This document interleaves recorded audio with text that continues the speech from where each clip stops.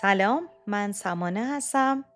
کتاب وقتی همه چیز از هم می پاشد رو به زبان ساده براتون میخونم. فصل سوم.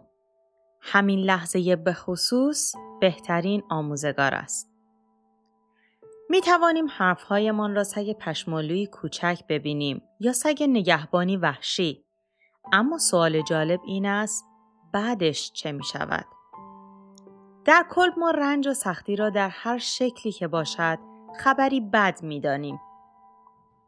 اما برای تمرین کنندگان یا مبارزان معنوی، یعنی کسانی که آتش خاصی برای فهمیدن حقیقت دارند، احساساتی چون ناامیدی، خجالت، آزرده خاطری، کینه، خشم، حسادت و ترس به جای اینکه خبر بدی باشند، در واقع لحظاتی بسیار روشن و واضحند که به ما می آموزند در کجای کار کم می گذاریم. به ما می آموزد به جای آنکه از پا بیفتیم و عقب بکشیم، سرمان را بالا بگیریم و به جلو متمایل شویم. مانند پیام‌آورانی هستند که با وضوحی وحشت‌آور نشان ما می‌دهند کجا گیر کرده ایم. همین لحظه بهترین آموزگار است و خوشبختانه برای ما هر جا که باشیم همراهمان است. اتفاقها و افرادی که در زندگی بر مشکلات حل نشده‌مان دست می‌گذارند، از نظر ما خبری خوبند. نیازی نیست به شکار چیزی برویم. نیازی نیست سعی کنیم موقعیت‌هایی بسازیم که کاسه صبرمان را لبریز کنند. خودشان به نظم و استمرار ساعت اتفاق می‌افتند. هر روز فرصت‌های زیادی به ما داده می‌شود که شکوفا یا خاموش شویم. وقتی به جایی می‌رسیم که خیال می‌کنیم از پس آنچه در حال اتفاق افتادن است برنمی‌آییم، ارزشمندترین این فرصت‌ها خود را عرضه می‌کنند. بیش از حد است. بیش از حد طول کشیده است. احساس بدی به خود داریم. نمی‌توانیم وضعیت را طوری دستکاری کنیم که در نهایت با سر و وضعی خوب از آن بیرون بیاییم. هر چقدر هم تلاش کنیم جواب نمی‌دهد. ساده بگویم زندگی میخکوبمان می‌کند. گویی خود را در آینه نگاه کنید و گوریلی را ببینید. آینه آنجاست، شما را نشان می‌دهد و چیزی که می‌بینید بد است. سعی می‌کنید زاویه آینه را عوض کنید تا بهتر به نظر بیایید، اما هر کاری کنید باز هم گوریل به نظر می‌رسید.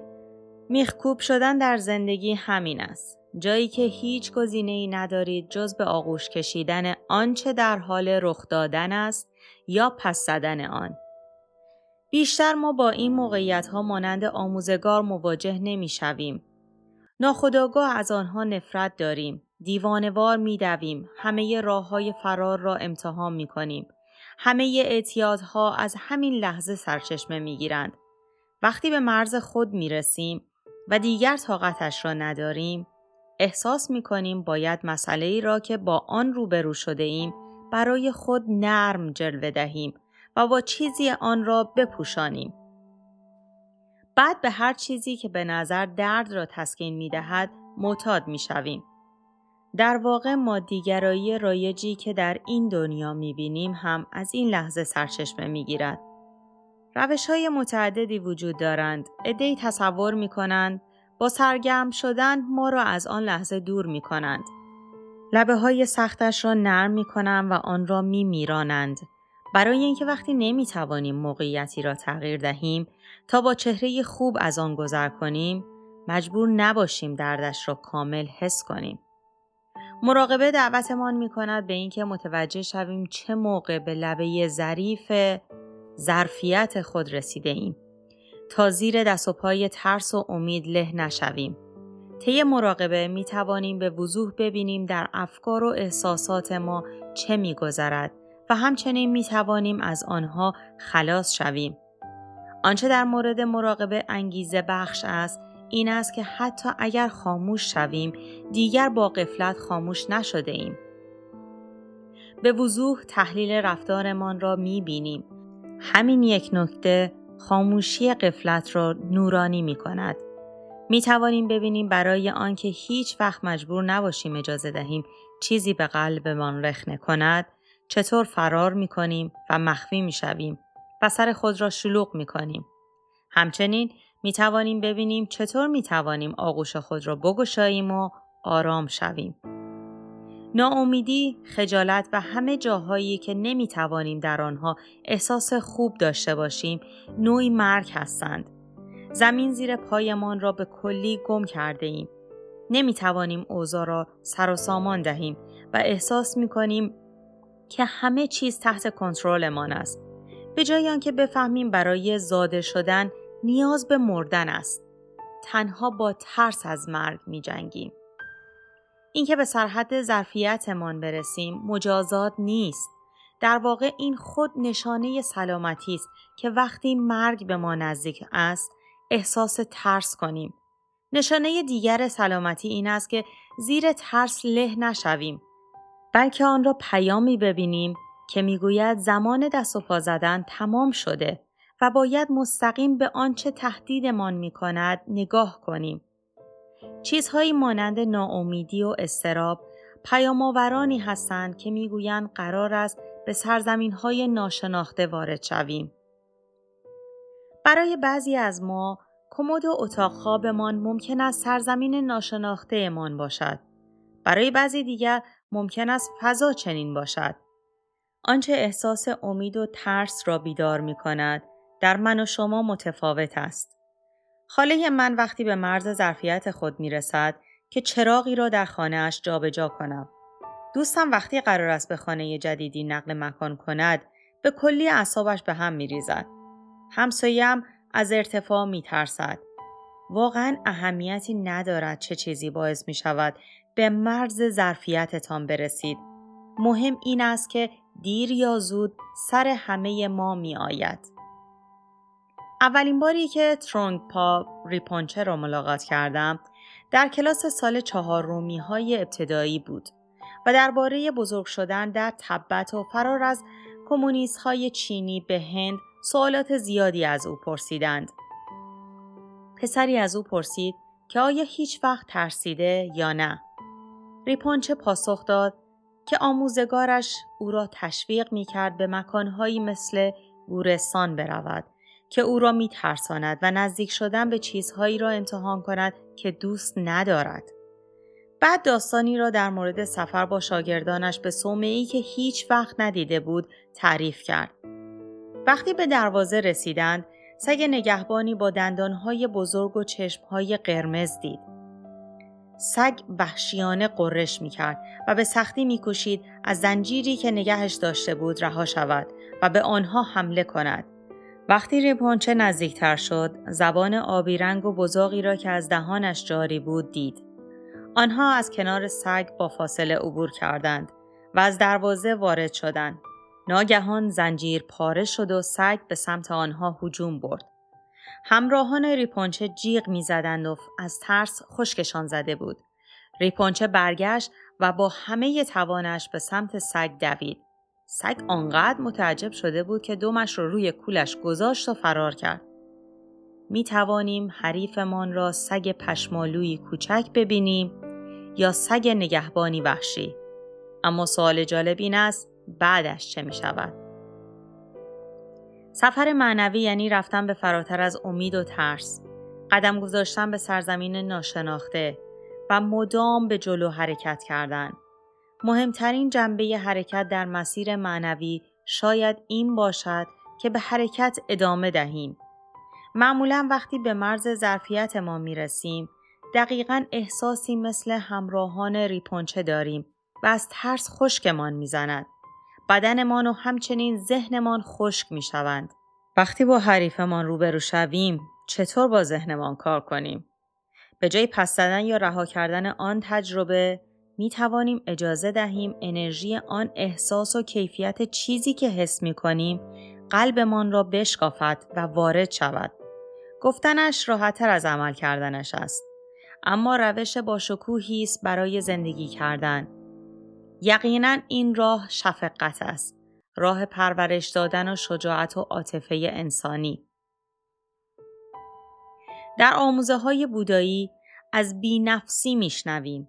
شبیه چیزهایی به نظر میرسد که فهمیدنش سخت است. اصلاً اینها در مورد چه حرف میزنند؟ اما وقتی آموزه‌ها در مورد اختلالات عصبی اند، احساس راحتی میکنیم. از آن چیزهاست که خیلی خوب متوجه میشویم. اما بی‌نفسی چیست؟ وقتی به مرز ظرفیتمان میرسیم، اگر مشتاق باشیم آنجا را به خوبی بشناسیم، نه اینکه از موقعیت فرار کنیم و نه اینکه آن را در خود سرکوب کنیم، سفتی وجودمان از بین می رود. قدرت شدید هر انرژی که جلویمان قرار می گیرد نرممان می کند. انرژی خشم، انرژی ناامیدی، انرژی ترس. همان انرژی وقتی به سمت و سوی خاصی سفت و محکم نشده باشد، قلبمان را میشکافد و ما را شکوفا می کند. راه اکتشاف بی‌نفسی همین است. وقتی طرح و برنامه‌های معمولمان نقش برآب می شود، رسیدن به مرز ظرفیت بیش از آن که مواجه شدن با مانع یا شکنجه باشد، مانند پیدا کردن دریچه‌ای رو به عقلانیت و خیر و نیکی بی‌قید و شرط انسانی است. امترین جایی که بهتر از همه میتواند این را در ما پرورش دهد و آغازی باشد برای این گونه عمل کردن، همان مراقبه معمول است. روی بالشتک هنگام مراقبه کم کم دستمان می آید که فرار نکردن و تن ندادن به خوشی موقت چگونه است و اینکه اجازه بدهیم انرژی همان جا بماند چه حسی دارد. برای همین خیلی خوب است که هر روز مراقبه کنیم و با آرزوها و ترس‌هایمان دوباره رفیق شویم. این کار این بذر را در ما می‌کارد که در میانه هرج و مرج‌های روزانه بیدارتر باشیم. این بیداری تدریجی است و به مرور بیشتر می‌شود، اما اتفاقی که می‌افتد در حقیقت همین است. ما به مراقبه نمی نشینیم تا مراقبه کننده های خوبی شویم. به مراقبه می نشینیم تا در زندگیمان بیدارتر باشیم. اولین چیزی که در مراقبه اتفاق می افتد این است که می بینیم چه اتفاقی دارد می افتد. حتی اگر باز هم فرار کنیم و باز هم به خوشی موقت تن بدهیم، حداقل با وضوح این را می بینیم. شاید یکی فکر کند اینکه چیزی را با وضوح ببینیم باعث می شود فوراً از آن بیرون برود و حل شود، اما نه. بنابراین تا مدتی طولانی فقط آن را به وضوح می بینیم. هر قدر حاضر باشیم تن دادن و سرکوب کردنمان را به وضوح ببینیم، آنها هم کم کم تحلیل می روند. تحلیل رفتن دقیقاً همان ناپدید شدن نیست.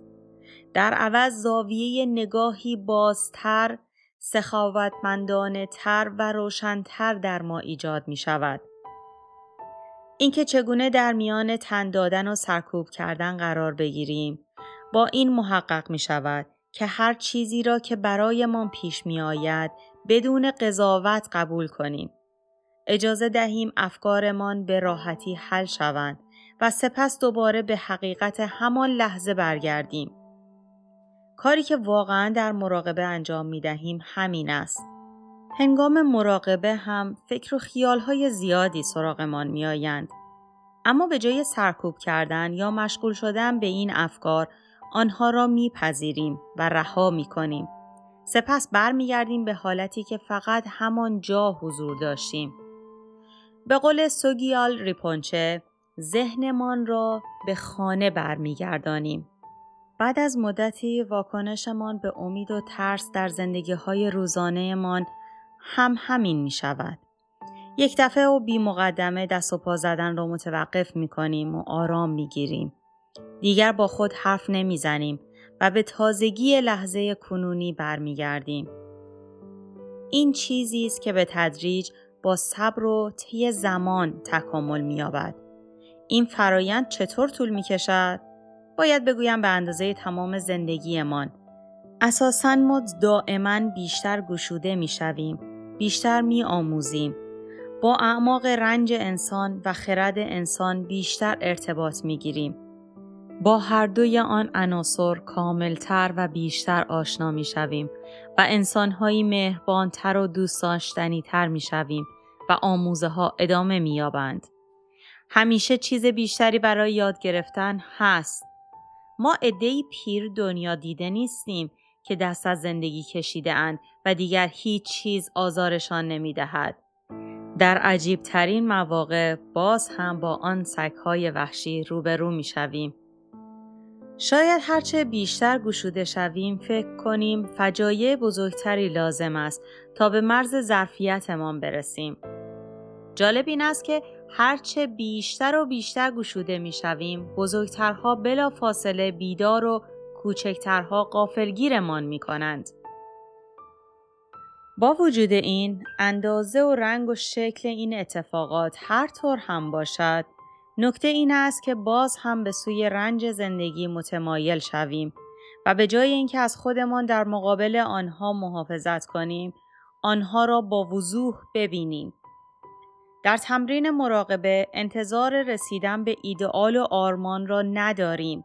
اتفاقاً برعکس، فقط در کنار تجربه هایمان قرار می گیریم، فارغ از اینکه چه چیزی هستند. اگر تجربه ما این است که گاهی به روشنبینی برسیم و گاهی اصلاً اینگونه نیست، خب این تجربه ماست. اگر گاهی می توانیم با آنچه باعث ترسمان می شود روبرو شویم و گاهی به هیچ وجه نمی توانیم، خب این تجربه ماست. این حقیقتاً یکی از عمیق‌ترین آموزه هاست. همین لحظه خاص بهترین آموزگار است و همیشه همراهمان است. فقط دیدن اینکه چه چیزی در حال رخ دادن است، همین یک آموزه است. می توانیم در کنار آنچه رخ می دهد باشیم و از آن جدا نشویم. بیداری را می توان در لذت و درد و در سردرگمی و خرد خود یافت. بیداری در هر لحظه از زندگی‌های عجیب و نامفهوم و معمولی دست یافتنی است. پایان فصل 3.